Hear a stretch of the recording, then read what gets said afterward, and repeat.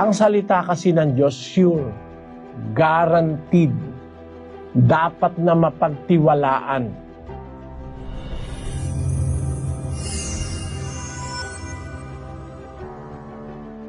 Ang nagbibigay sa tao ng positive thinking, yung trust doon sa kanyang pinaniniwalaan. Unless there is trust, magkakaroon ka talaga always ng negative outlook. Halimbawa, sa may asawa, pagka meron kang tiwala sa asawa mo, hindi negative palagi, laging positive. Lagi kang hopeful kasi may trust ka eh. Bawa, nagtiwala ka sa isang bahay na ginawa ng isang arkitekto at saka inhinyero. Nagtiwala kang matibay, earthquake-proof. Kahit na magsabi pang may dadating na earthquake, at least meron kang confidence and peace of mind. Earthquake-proof ito eh. O kaya matibay ito, hindi ako madadaganan nito. Naaalis yung negative thinking pagka meron kang trust. Sa Diyos, kailangan yung faith. Yung faith is synonymous to trust. Pagtitiwala sa Diyos. Yun ang kahulugan ng pananampalataya eh. Sa 11:1, kapatid na Daniel. Ngayon, ang pananampalataya ay siyang kapanatagan sa mga bagay na hinihintay, ang katunayan ng mga bagay na hindi nakikita. Ang pananampalataya, kapanatagan. Faith is the substance of the things hoped for, the evidence of things not seen. Ang pananampalataya, kapanatagan sa bagay na hinihintay. Pagka meron kang kapanatagan, meron kang trust, ay nawawala yung fear, nawawala yung agam-agam, nawawala yung preoccupation, yung mga pag-aalala, naaalis yun eh. Pagka meron kang tiwala. Ngayon, paano tayo nagkakaroon ng hope? Paano tayo nagkakaroon ng trust?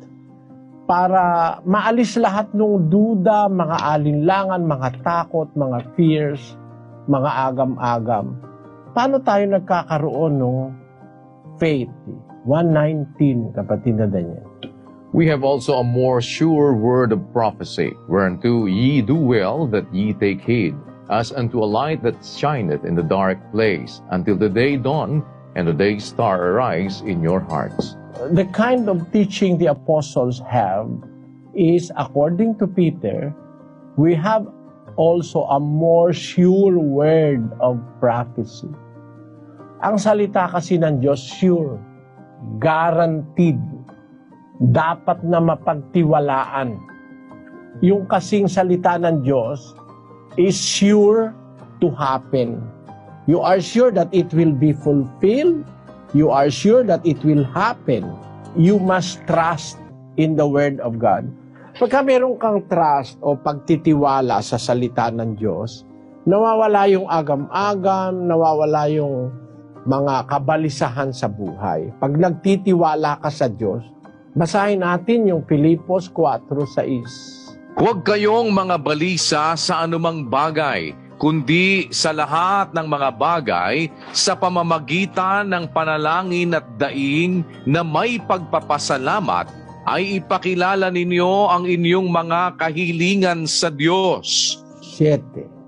At ang kapayapaan ng Diyos na di masayod ng pag-iisip ay mag-iingat ng inyong mga puso at ng inyong mga pag-iisip kay Kristo Jesus. Huwag kayong mabalisa sa lahat ng bagay, sabi ni Pablo.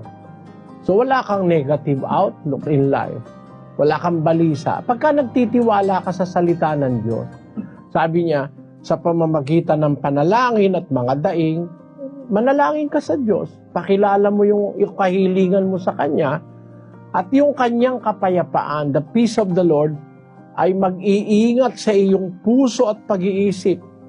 Magiging kalma ang pag-iisip mo, ang puso mo, dahil nagtitiwala ka sa sabi ng Diyos. Di kita pababayaan, hindi kita iiwanan, I will not desert you. Pagka may tiwala ka sa Diyos, hindi ka magkakaroon ng mga fears. Hindi ka magkakaroon ng mga alalahanin sa buhay. Bakit? Ang salita niya sigurado, tiyak na mangyayari, tutuparin niya. Basta tutupad ka lang, tutupad din siya.